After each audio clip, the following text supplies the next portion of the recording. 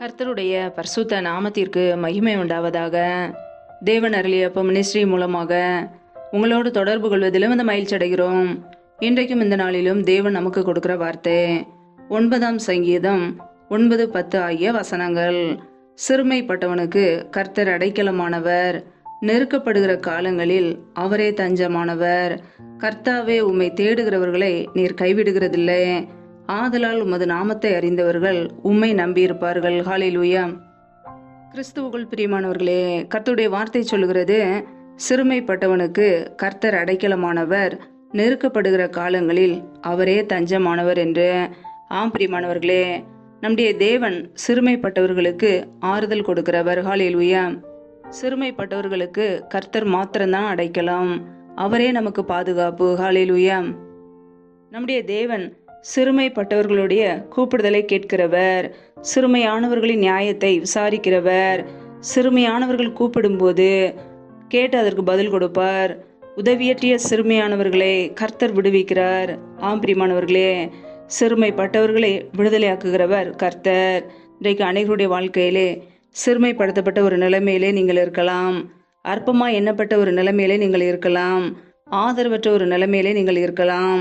சிறுமைப்பட்ட உங்களுக்கு கர்த்தர் மாத்திரமே அடைக்கலாம், அவரே உங்களுக்கு பாதுகாப்பு, அவரே உங்களுக்கு தஞ்சம்.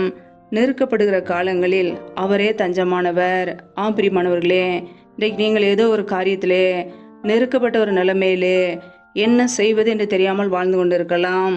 கர்த்தர் மாத்திரமே உங்களுக்கு தஞ்சமானவர், அவரே உங்களுக்கு பாதுகாப்பு, அவரே உங்களுக்கு அடைக்கலாம், அவரே உங்களுடைய பிரச்சனைகளை நீக்குகிறவர். ஹல்லேலூயா. வேத வசனத்திலே நாம் பார்க்கும் பொழுது 41ஆம் சங்கீதம் 1ஆம் வசனத்திலே நாம் வாசிக்கும் பொழுது, சிறுமைப்பட்டவன் மேல் சிந்தை உள்ளவன் பாக்கியவான், தீங்கு நாளில் கர்த்தர் அவனை விடுவிப்பார் என்று வசனம் சொல்கிறது. ஆம் பிரியமானவர்களே, சிறுமைப்பட்டவர்கள் மீது சிந்தை உள்ளவர்கள் பாக்கியவான்கள். தீங்கு நாளில் கர்த்தர் அவனை விடுவிப்பார். இன்றைக்கு நம்முடைய வாழ்க்கையிலே சிறுமைப்பட்டவர்கள் மீது சிந்தையோடு இருக்கிறோமா?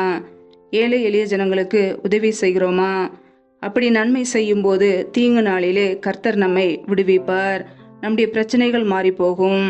நாம் மற்றவர்களுக்கு உதவி செய்யும் போது, சிறுமைப்பட்டவர்களுடைய பிரச்சனையிலிருந்து அவர்களுக்கு உதவி செய்யும் போது கர்த்தர் நம்முடைய குடும்பத்தை விடுவிப்பார், காப்பாற்றுவார். ஹல்லேலூயா. கர்த்தருடைய பிள்ளைகள் சிறுமைப்பட்ட ஜனங்களுக்கு உதவி செய்வோம். தேவன் சிறுமைப்பட்டவர்களுக்கு அவர் ஆறுதல் செய்கிறவராய் இருக்கிறார்.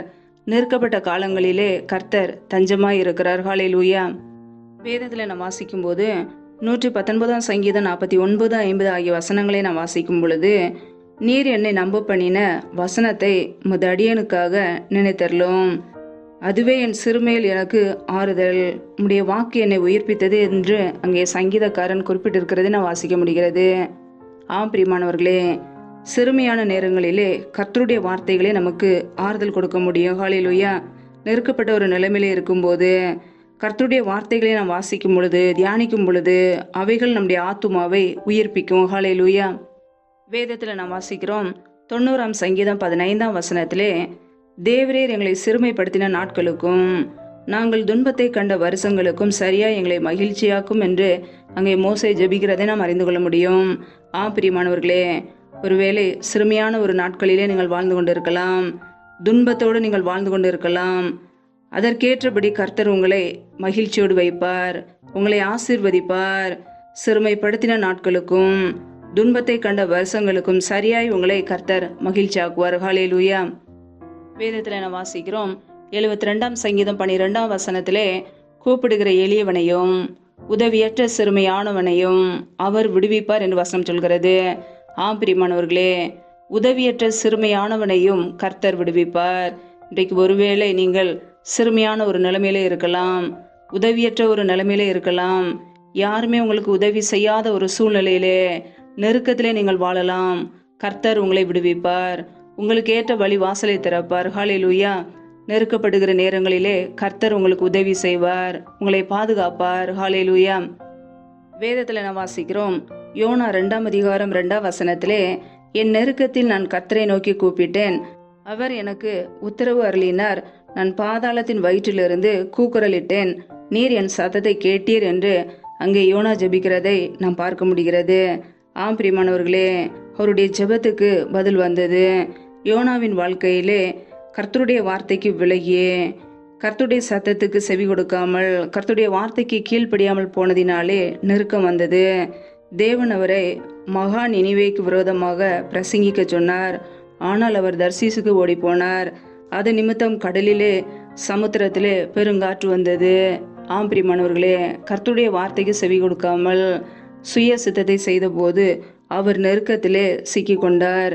நெருக்கத்திலே தேவனிடத்தில் ஜெபித்த போது தேவன் அவருடைய விண்ணப்பத்துக்கு பதில் கொடுத்தார். ஹல்லேலூயா.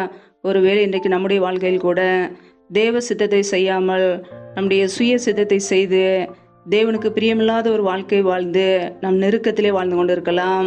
கர்த்தருடைய பிள்ளைகள் நம்மை நாமே ஆராய்ந்து பார்க்க வேண்டும். ஒவ்வொரு நாளும் தேவனுடைய சத்தத்துக்கு செவி கொடுத்து வாழ்கிறோமா? அவருடைய வார்த்தைக்கு கீழ்ப்படுகிறோமா?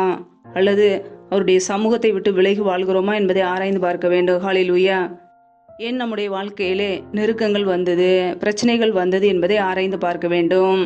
ஒவ்வொரு நாளும் வேத வசனங்களுக்கு கீழ்ப்படிந்து வாழும்போது நம்முடைய வாழ்க்கையிலே நெருக்கங்கள் மாறும். ஆம் பிரியமானவர்களே, நம்முடைய வாழ்க்கையிலே நெருக்கமான ஒரு சூழ்நிலையிலே கர்த்தர் மாத்திரமே நமக்கு துணையாக இருப்பார். ஆபத்தான ஒரு நிலைமையிலே அவர் மாத்திரமே நமக்கு பாதுகாப்பு, அவரே நமக்கு அடைக்கலாம். ஹல்லேலூயா. அதை அறிந்து கொள்வோம். சிறுமைப்பட்டவனுக்கு கர்த்தர் அடைக்கலமானவர். நெருக்கப்படுகிற காலங்களில் அவரே தஞ்சமானவர். கர்த்தாவே, உம்மை தேடுகிறவர்களை நீர் கைவிடுகிறதில்லை.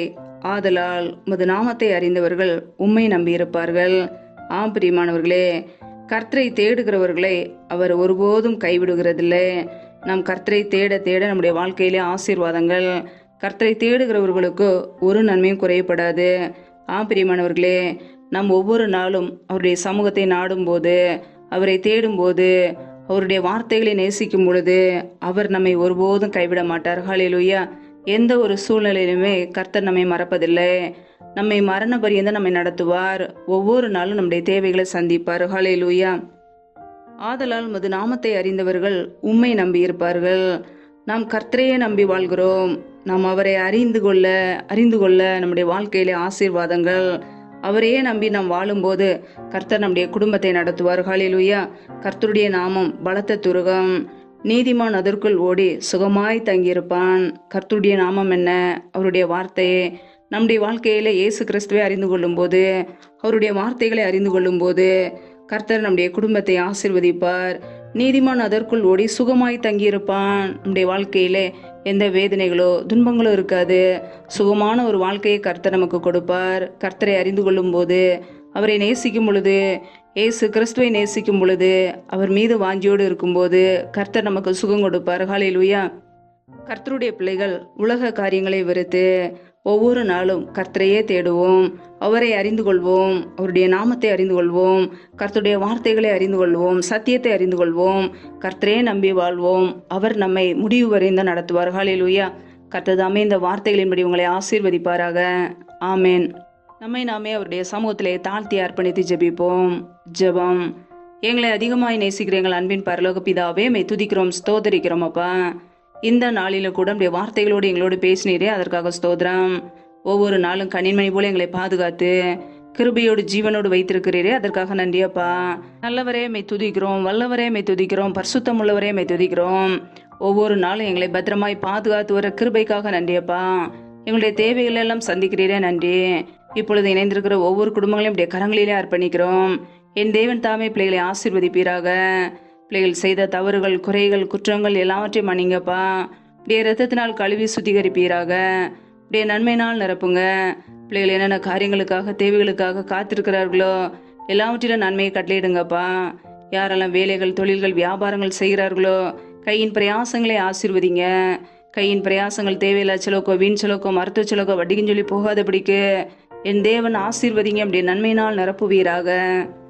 எந்தெந்த குடும்பங்களிலெல்லாம் வேலை இல்லாமல் வேலைக்காக காத்திருக்கிறார்களோ என் தேவன் பிள்ளைகளை ஆசீர்வதிங்கப்பா. பிள்ளைகள் படிப்புக்கேற்ற நல்ல வேலைகளை ஏற்படுத்தி கொடுங்க. வேலை காரியங்களில் உள்ள தடைகளை நீக்கி ஆசீர்வதிங்க. ஏசு கிறிஸ்துவின் வல்லமையில நாமத்தினால் தடைகள் முற்றிலுமாக நீக்கப்பட்டு போவதாக. ரீபா ரபா ரபா தூ ராபா கேரே ஷேகேல் அதன ஹந்தரோ ரபா லபா தன ஹது ரபா. தடைகள் விலகுவதாக ஏசு கிறிஸ்துவின் நாமத்தினாலே. ரியாக்கபுர ஷேகேரே தினிமர ஹத ரபா. தடைகள் விலகுவதாக ஏசு கிறிஸ்துவின் நாமத்தினாலே. ஆவியானவரை நம்முடைய கரங்களிலே பிள்ளைகளை அர்ப்பணிக்கிறோம்.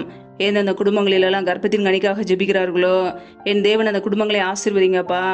மற்றவர்களுக்கு முன்பாக வெட்கப்பட்டு போகாதபடிக்கு தலை நிமிரச் செய்யுங்க. கர்ப்பத்தின் கனியில் உள்ள தடைகளை நீக்கி ஆசீர்வதிப்பீராக. ஏசு கிறிஸ்துவின் வல்லமையுள்ள நாமத்தினால் தடைகள் முற்றிலுமாக நீக்கப்பட்டு போவதாக. ரீபா ரபா தன ஹதுரா ஷாலா ரதா ரபா. தடைகள் விலகுவதாக ஏசு கிறிஸ்துவின் நாமத்தினாலே. ரியா கபூர சேகரேகே தினிமாரா ஹதரபா. என் தேவன் தாமே ஆசீர்வதித்து பிள்ளைகளை உயர்த்துவீராக. உடைய கரங்களில் அர்ப்பணிக்கிறோம். யாரெல்லாம் பலவீனத்தோடு சோர்வோடு வியாதியோடு கஷ்டப்படுகிறார்களோ என் தேவன் அவர்களுக்கு நல்ல சுகத்தை கொடுங்க, பலத்தை கொடுங்க, ஆரோக்கியத்தை கட்டளையிடுங்க. பலவீனத்திலே உடைய பலன் பரிபூரணமாய் விளங்கட்டும். உடைய கரங்களில் அர்ப்பணிக்கிறோம். யாரெல்லாம் கடன் பிரச்சனையிலே உபத்திரத்திலே கண்ணீரோடு வாழ்கிறார்களோ என் தேவன் அந்த குடும்பங்களை ஆசீர்வதிங்க. பிள்ளைகள் வாழ்க்கையில் இருக்கிற எல்லா தரித்திர நிலைமைகளும் மறைந்து போகட்டும். பிள்ளைகளை கடன் கொடுக்கிறவர்களாய் மாற்றுங்கப்பா. கர்த்தரே ஆசீர்வதிங்க. எந்தெந்த குடும்பங்களிலெல்லாம் கணவன் மனைவிக்கிடையே பிரிவினையோடு பிரச்சனையோடு வாழ்கிறார்களோ என் தேவன் அந்த குடும்பத்தை சந்திங்கப்பா. குடும்பத்தில் தேவ சமாதானத்தை கொடுங்க. பிரிய இந்த குடும்பங்கள் எல்லாம் இயேசு கிறிஸ்துவின் நாமத்தினாலும் மறுபடியும் இணைக்கப்படட்டும். கர்த்தரே ஆசீர்வதிப்பீராக. ஒவ்வொரு குடும்பத்திலும் தேவ சமாதானத்தை கொடுங்கப்பா. அப்படியே நன்மையினால் நிரப்புங்க. இந்த இரவு நேரத்தில் இன்பமான நித்திரையை கொடுங்க. சத்துரு கொண்டு வருகிற போராட்டங்கள், பிரச்சனைகள், மரண பயங்கள், இருளின் அதிகாரங்கள், ஆபத்துகள், நாச மோசங்கள், தீமைகள், விக்னங்கள் எல்லாவற்றுக்கும் விலக்கி எங்களை பாதுகாத்துக் கொள்ளுங்க. இப்படிய இரத்த கோட்டைகளை எங்களை அர்ப்பணிக்கிறோம். அதிகாலையில் எழுந்து தேவ சமத்திலே காத்திருக்க கிருபதாங்க. முற்றிலுமாக தாழ்த்தி ஜெபிக்கிறோம். தொடர்ந்து உடைய கரம் எங்களை பாதுகாக்கட்டும், ஆசீர்வதிக்கட்டும். முற்றிலுமாக தாழ்த்தி ஜெபிக்கிறோம். எல்லா துதி கன மகிமையெல்லாம் ஒருவருக்கே செலுத்துகிறோம். இயேசு கிறிஸ்துவின் மூலம் ஜெபிக்கிறோம் ஜீவனுள்ள நல்ல பிதாவே, ஆமேன். கர்த்தர் தாமே உங்களையும் உங்கள் குடும்பங்களையும் ஆசீர்வதிப்பாராக. ஆமேன்.